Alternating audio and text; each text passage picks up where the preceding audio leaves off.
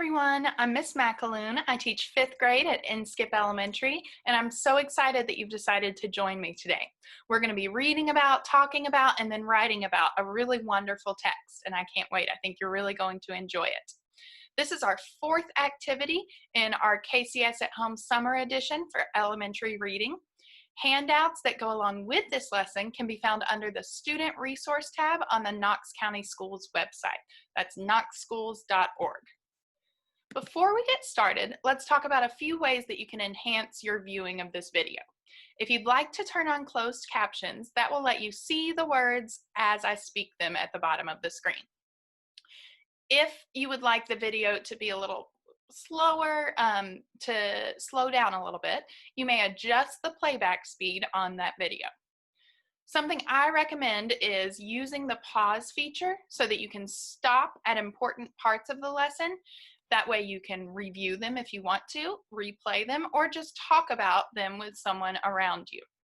To that end, if it's possible, and you have someone in your home to watch the video with you, kind of like in class, we always want to discuss what we're learning and collaborate with others. It would be a great opportunity for you to have someone watch the video with you. All right, let's get into our lesson.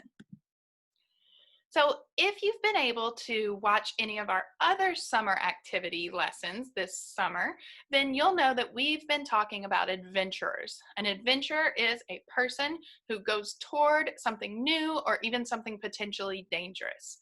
We've read texts this summer about adventures underwater, adventures in space, adventures in mines, and today we're going to read about a new type of adventurer. So our essential question is, who goes seeking adventure and why? And I want you to keep that in mind throughout our lesson. We'll return to it at the end. Our learning target for today: read closely to explain the difference between a museum depiction and a lived experience. So a depiction just means something that is shown. So when you go to a museum, there's different information that's being presented for you to learn about, right? That's different from a lived experience in which you are actually in the moment of an event, seeing it for yourself. And we're going to look at 2 examples of that in our text today. So how will we know if we're successful? We know from our learning target that we're going to be identifying differences. We don't just want to identify those differences, though. We also want to explain the significance. So what? There are differences between the museum and real life. Why does it matter? What can we learn from those differences? We always want to use multiple pieces of text evidence so that we're supporting our thinking with the text itself. And last but not least, attending to conventions of standard written English. So our capitalization, punctuation, everything that we know about good writing, we want to apply every time we're writing. Okay, let's build some knowledge before we get into the text. So if you think back to different museums that you've visited, maybe on a field trip or maybe even with your family or friends, there are different types of museums, right? There are art museums, there are engineering museums, and then there are museums that describe and depict a time in history. So I know that this year with my class, we were able to take a field trip to the McClung Museum at the University of Tennessee. And in that museum, you can learn about the Civil War and that historical time period in East Tennessee, as well as American Indians and the native peoples of East Tennessee. So the reason that historical museums are so valuable is that when we visit these museums, we're learning about different parts of our history, and we can get a lot more context. We get to see sometimes specific artifacts from that time period. And our character today visits a historical museum. We'll talk specifically about the type of museum she visits in just a moment. Next, I want you to turn your social studies brains on. So you may have learned about primary and secondary sources in 5th grade or in an earlier grade in social studies. A primary source is an artifact or a resource that came specifically from that time period, that was lived through. So an interview with someone who went through a certain experience is a great example of a primary source. Another example would be like a photograph or a piece of that history, maybe like a weapon from a war or like a piece of wall from a particular setting or place. A secondary source is a little bit different. So it often relies on primary sources, but a secondary source would be like a textbook where someone has gathered information from different places and they weren't actually experiencing, but they're telling and teaching about an experience. So the reason that I brought this up, even though this isn't really a social studies lesson, is if you think about our learning target, we're comparing museum information to lived experience. So yes, in museums, as I've mentioned, there are definitely going to be primary sources there. You'll see photographs at a museum. You'll have artifacts at a museum. But if you think about primary as firsthand experience, like a lived experience, and secondary as gathered after the fact, kind of like you'd see in a museum, that's a good way that I thought of to frame the differences that we're going to be looking at today. Like I said, not exactly the same. It was just a connection I made to our social studies background. Okay, so I know that we're thinking about who goes seeking adventures and why. I know we're looking for differences between museum and real life lived experience. Another question that I want you to keep in the back of your mind as we're reading and as you're writing today is, why might a museum's depiction of a historical event differ from the lived experience from that time? So what might have changed? How are the people who compile a museum's artifacts and information different from the people who actually lived that event? And we're going to see some examples of the difference, but I want you to keep in mind the reasons that might be. It might be that the audience is different. It might be that these different people have different information. All right. Another thing that I want us to think about and consider today. So really our main focus is the differences between museum and real life, right? We're also going to consider why are those differences, and this all connects to adventures that we've been learning about. To help us with our sentence composition, I want us to think about phrases and clauses for a moment. If you were able to watch Miss Ownby's video in Activity 3, she talked to us about phrases and clauses. If you weren't able to watch it, then you might remember from class that a phrase is a group of related words. A clause is still a group of related words, but a clause includes a subject and a predicate. So look at these two example sentences, or clauses, excuse me.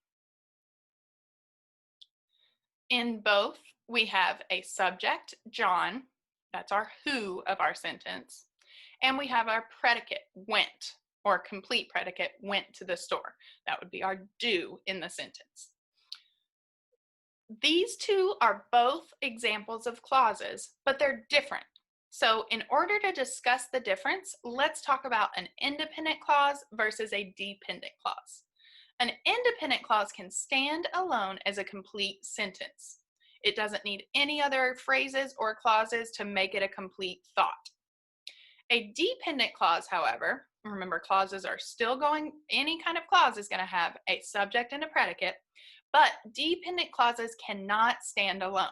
They must be combined with an independent clause to make a complete sentence. So let's look at our two example clauses. Which of these is an independent clause and which is a dependent clause? Great, so John went to the store can stand alone. It makes sense by itself. It's a complete thought. While John went to the store is a dependent clause because it is not a complete thought. Because of that subordinating conjunction while, I need more information. While John went to the store, his brother was at home playing video games. While John went to the store, he saw an elephant walking down the street, right? It can be really different. The meaning of this sentence can be really different depending on what comes next in the independent clause that's to follow. So, as we're reading today, the reason I want you to keep in mind independent and dependent clauses is because when we come across complex sentences that have both, it can be helpful to break apart that sentence into its different clauses and gather meaning from both to improve our comprehension. And I'm going to show you some examples of that as we get into our text. So, let's look at our text features that we have. The title of our text is The Ghost Town. Now, I'm going to give some background information here. In the 19th century, so 1800s, especially the 1840s, 1850s, into the 1860s, a lot of westward expansion in the United States was people moving out west looking for adventure, specifically looking for gold mining. So if we think about that time period, you can see in our first photograph that we have, the food and the supplies are different from the way we would buy apples at a grocery store already bagged up, or from the way we would buy flour in smaller bags, or maybe we would just skip the flour and buy a loaf of bread, right? So that speaks to the time period. Specifically speaking to mining, we can look at the next photograph. So the men here are mining for gold. We've talked about technology a little in our summer activities, and we can see that the technology in the 1840s and 50s was pretty rudimentary, using, it looks like a bowl of some sort to pick up dirt and sift through looking for gold. So what would often happen is gold would be found on the surface in an area in these underdeveloped and underdiscovered places, and lots of people would flock to that town. You can see in this photograph of a ghost town that there are lots of different buildings that once must have housed lots of people. And as long as these miners were still able to find gold, then they were able to continue earning money, and they were able to stay in that town. However, because, like we mentioned, the technology wasn't very developed, they couldn't really dig that deep, and they couldn't really find a lot of gold. So as soon as the available gold, the accessible gold, was used up, these miners had to move on. And that gave rise to what we call ghost towns. Again, this is in the 19th century, in the 1800s. So these towns grew up really quickly and then were often largely abandoned. So the character we read about today experiences a ghost town in two ways: the museum version and then a real life version. I'm really excited for us to get into the text. You ready? Okay, our first paragraph sets up and gives us information like a good narrative about the character and the setting. I want us to read it together so that we can talk about some vocabulary and so that we can look for an independent and dependent clause to help us improve our comprehension. So read along with me. Totally boring is how Alicia would have described her visit to the ghost town, with its brightly painted storefronts, restored church and schoolhouse, and tidy streets. That is until she stepped into the last room of the museum, the general store area. So let's talk for a moment about what we've read so far. Re is a prefix meaning again, so a restored church and schoolhouse meaning it's been brought back to life. Remember, we're about 150 years, almost 200 years into the future here. So the buildings that existed in the 1800s would need to be made new, like the word restored. We know that they've been brightly painted and that they're tidy and neat, which is striking because it's kind of different from the photograph that we see here, right? That doesn't really look bright and tidy and neat. Then we have a really interesting complex sentence here. So she's feeling how? Feeling bored, right? With this museum exhibit until she gets to the general store area. A general store in the 1850s would serve a similar purpose to the purpose of a Walmart or a Target today. So a place where people could go and get pretty much anything that they would need. Like we saw in the photograph, big barrels of apples, there would be flour, but also like fabric to make clothes, other things like that, maybe tools. So As her mom, here's our complex sentence. As her mom listened attentively to the guide drone on about various items on the well-stocked shelves. Okay, so I'm going to stop here with this dependent clause. Even though there's a lot of information, it's not a complete thought. What happens as her mom is listening to the guide? Now, I know the guide is droning on, so again, that adds to Alicia feeling bored, like he's just going on and on about the well-stocked shelves, meaning there's lots of stuff in this general store. Something happens. Let's get to our dependent clause. Alicia's eyes darted to a corner display. So eyes darting means moving them quickly. There must have been something that caught her attention. Let's read on. Several artifacts and life-sized plastic figures faced her. Okay, so there are like maybe some mannequins and some artifacts, some replicas of things that might have been in a general store in a mining town. She moved toward the display as one of the plastic figures beckoned secretively to her. Now, wait a second. I know that beckoning means like to ask someone to come towards you, and secretively, well, how is a plastic figure doing that? This makes me think there might be an element of fantasy here. Alicia froze. All right, I'd like you to read the next paragraph. First, to figure out what happens here and what's going on in this ghost town museum. And secondly, I want you to see if you can find a complex sentence, which, like the one we just looked at, is a dependent clause and an independent clause put together. Go ahead and read.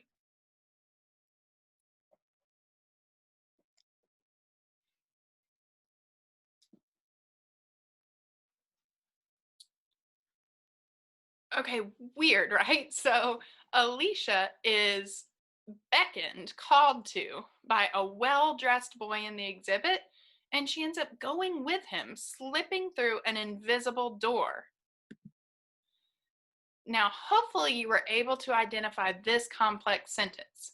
The dependent clause, when the well-dressed boy in the exhibit seemed to say, "Come here," once more. And the independent clause, so what happened? Alicia didn't need another invitation. She didn't need him to tell her again. She was ready to come with him. Okay, so we've gotten some information about the museum, right? Alicia kind of finds it boring, but there's lots of shiny storefronts. There are well-stocked general stores. There's guides giving information. There are figures that look nice and new. Now we're going to see a depiction through this invisible door that Alicia has gone. We're going to see a depiction of the real ghost town. Remember, the setting would be the 19th century, and I would like for you guys to read this first paragraph, then we'll stop and talk about some of the vocabulary and get into some of these differences, okay?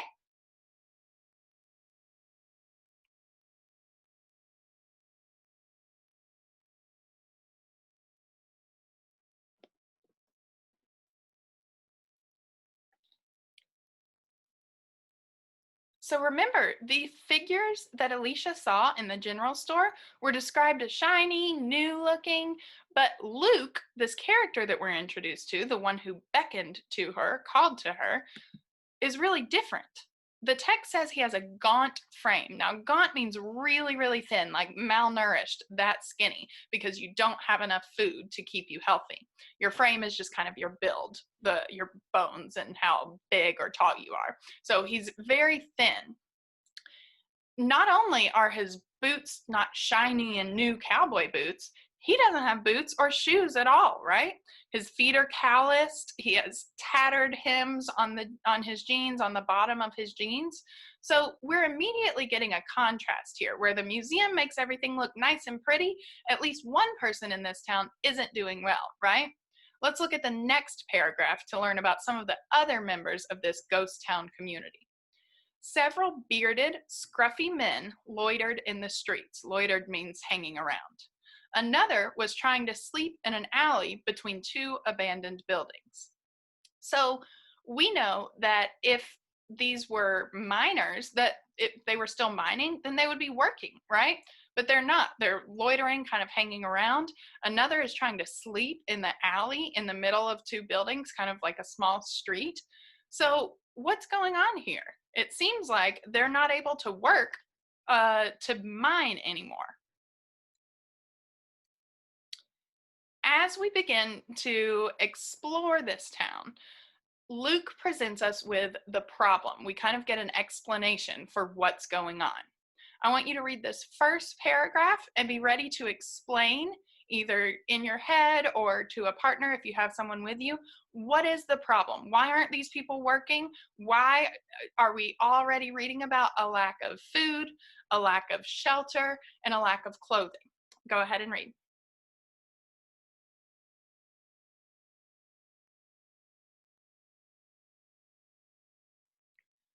Okay, so like we discussed, in these mining towns, because the technology wasn't so great, and maybe just because there wasn't a lot of gold and there was a lot of demand, work would dry up pretty quickly. And that's what's happened here.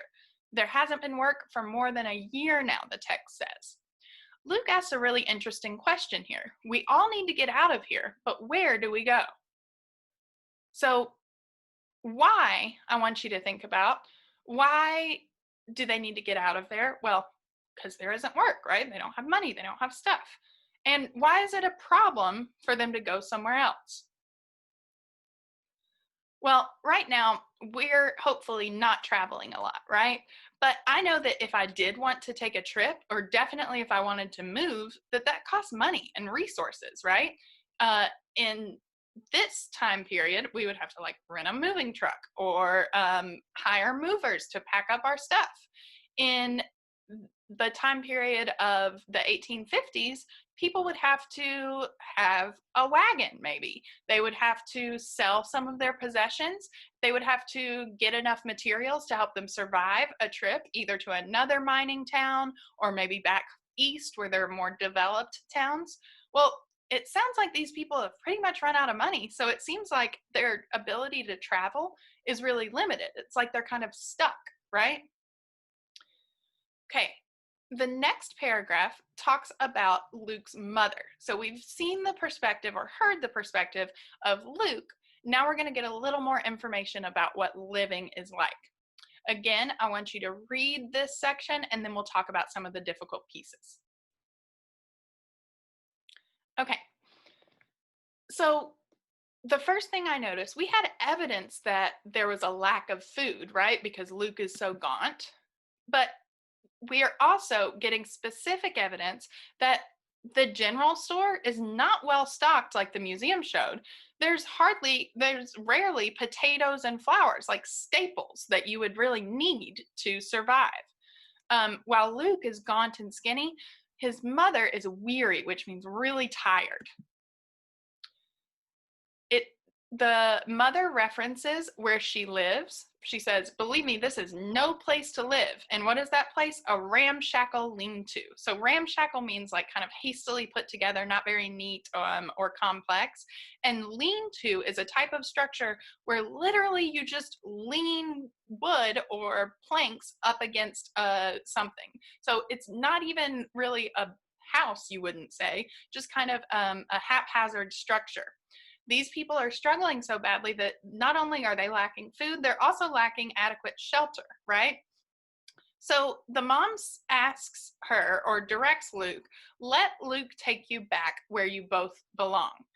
So I know for Alicia, that means going back to the museum, going back to the modern time, right? They're still in the same setting, in the same place, but it's a very different time period.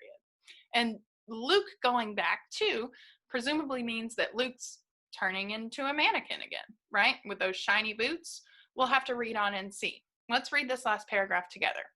With those words, the invisible door opened. Remember that door they had gone through in the beginning? And Alicia was once again at her mother's side. As the guide chattered on, he's still droning on, Alicia looked over at Luke. She thought about how lucky she was to be living in the present. So we don't get specific information, but we can draw an inference that Luke has presumably gone back to the way he was before this experience. And Alicia's views have really changed. Think about how she was feeling at the beginning of this experience, bored, right? And how she's feeling now. She's feeling lucky to be living, in the present.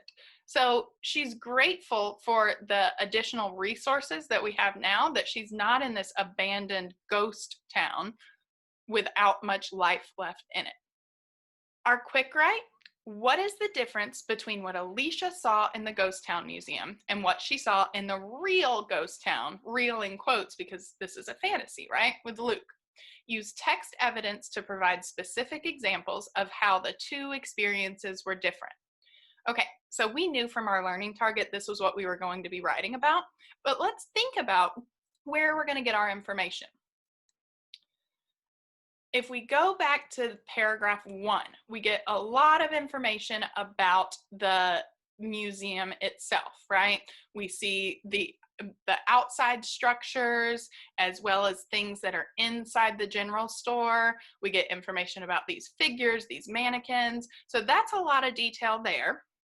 And then skip to paragraph 3, we get a really vivid depiction of, boom, the new environment that Alicia's in. We also get a little more information about what Luke looked like before that we could use for the museum details.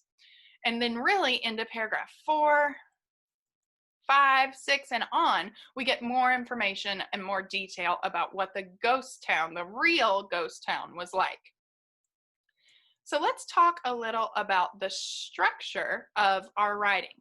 This is an explanatory piece, so we're really just getting information from the text and giving these differences. Anytime we write an explanatory piece, even if it's a quick write that's just a paragraph, we want to have a strong topic sentence. So you need to think about, in general, what's the difference between these two experiences, so that you can state that at the beginning, so that your reader understands what it is that you're describing. We also want to have specific text evidence, but we want to have it organized in a structure of some sort. So what kind of text structure would make sense for this writing? Well, we're describing differences between two different things, right? So one way to structure this would be to first describe details about the museum and then describe details about the real ghost town, so that you're making those contrasts throughout. Of course, we always want to conclude our writing in some way, so you could either restate the difference that you stated at the beginning. Alternatively, you could talk about ways that the character grew here and maybe the changes in perception that Alicia had from the beginning at the museum versus after that lived experience. Okay, so let's recap here. Our essential question that we've been learning about with all of these activities this summer is, who goes seeking adventure and why? I thought this text was a really interesting one because one adventure Alicia knew she was going on, right, to the museum, and one she didn't really plan for. And sometimes we might not be expecting adventures, and that's okay. Our learning target: once you have finished your quick write, you will have successfully explained the difference between a museum depiction and a lived experience. Now, we've already talked about our quick write writing task, but you could also choose to extend your practice with your writing and write an opinion essay reflecting on this text. So let's talk about what that could look like. Your extension is to write a longer essay giving your opinion about what lesson do you think the author of this story is trying to teach. So anytime I think about a lesson or a central message, I'm thinking, what is it that the author wants me to take away? Not factual information, but more of a life lesson. What does the author want me to apply from this story to my life? So is it likely that we're going to meet a person named Luke that's going to take us back in time to the 1850s ghost town? No, right? So think about what Alicia learned, how Alicia changed and developed over the course of the story, and then think about how the author might want you to apply the information from this story to change or develop in your own life. Whatever you think that lesson is, you're going to state it clearly, and then you're going to give reasons from the text that support, this is why I think that the author's trying to teach us that lesson. Of course, we always want to attend to conventions as well. All right, guys, I hope you enjoyed this text as much as I did. I hope you have a wonderful rest of your summer. I know we are all ready to get back to school in the fall, and I'm so excited to meet my new students, just like I know you're excited to meet your new teacher and new classmates. Everybody have a great day, and thanks so much.